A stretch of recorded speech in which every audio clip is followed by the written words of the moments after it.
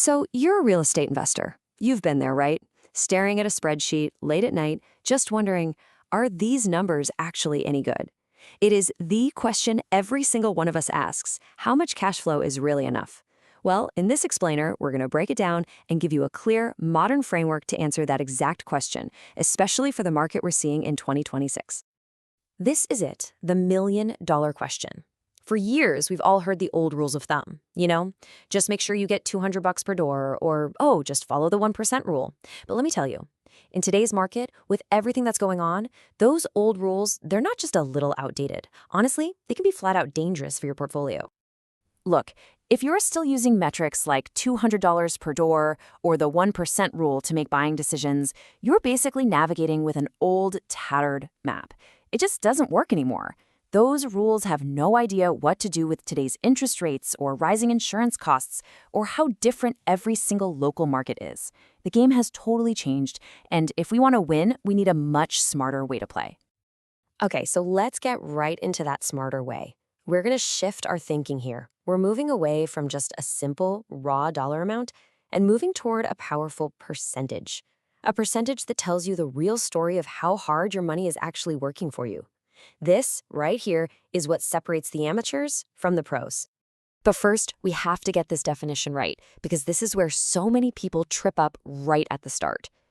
Cash flow is your total rent minus all of your expenses. And I mean all of them, not just your mortgage payment. We're talking taxes, insurance, you gotta have a budget for repairs, a little cushion for vacancies, the whole shebang.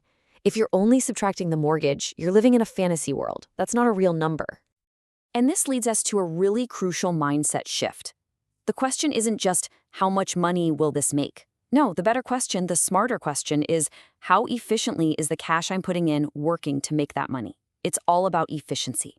That's the name of the game for smart investors.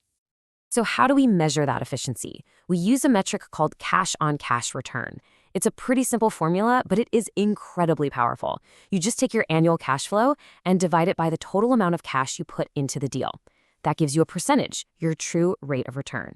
And what's great is that this lets you compare any two deals, apples to apples, no matter where they are or what they look like.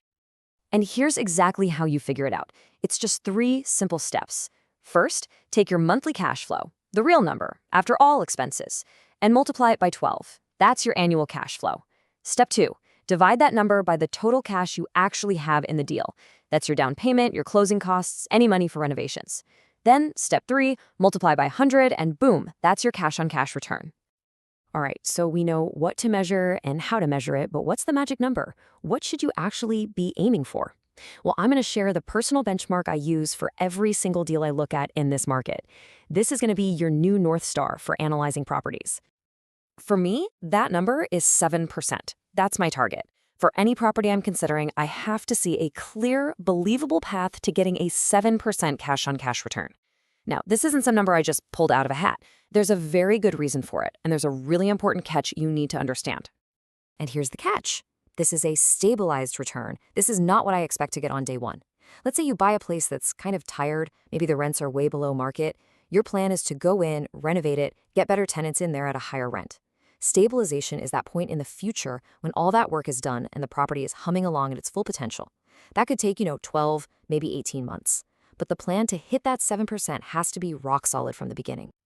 So why 7%? Well, it's pretty simple.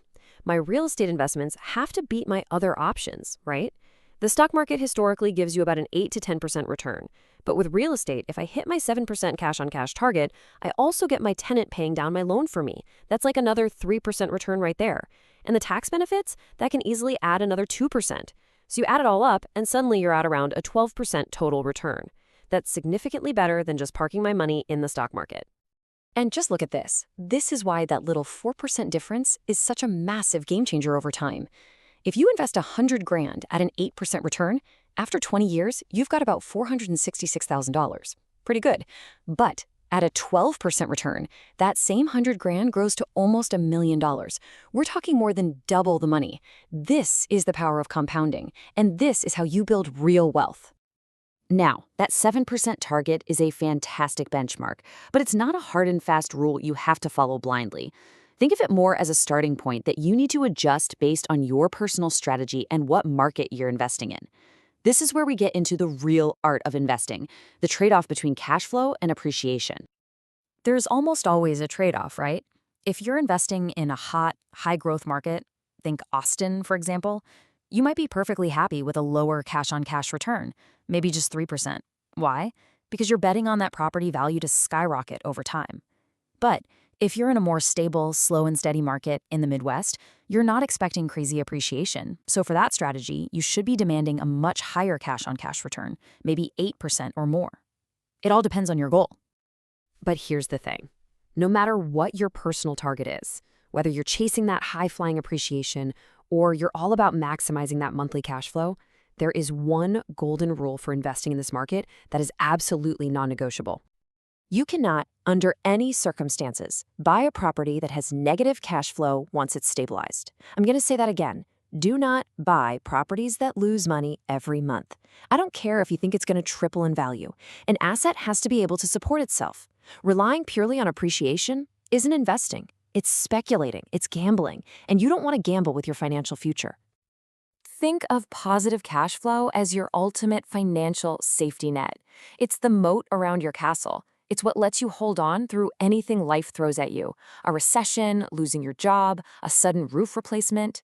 When you have positive cash flow, you're never forced to sell your property at a bad time. You are in control. You can hold on for the long term and let your investment do its thing. And this brings us to the final, and I think maybe the most important piece of advice. This is really the mindset that separates truly successful investors from everyone else. The best investors always underwrite pessimistically. What does that mean? It means you hope for the best, but you plan for the worst. When you're running your numbers on a deal, be conservative. Assume your rents might be a little lower than you hope, and your expenses will probably be a little higher. This isn't about being negative, it's about being realistic and protecting yourself from your own optimism. And this quote right here says it all.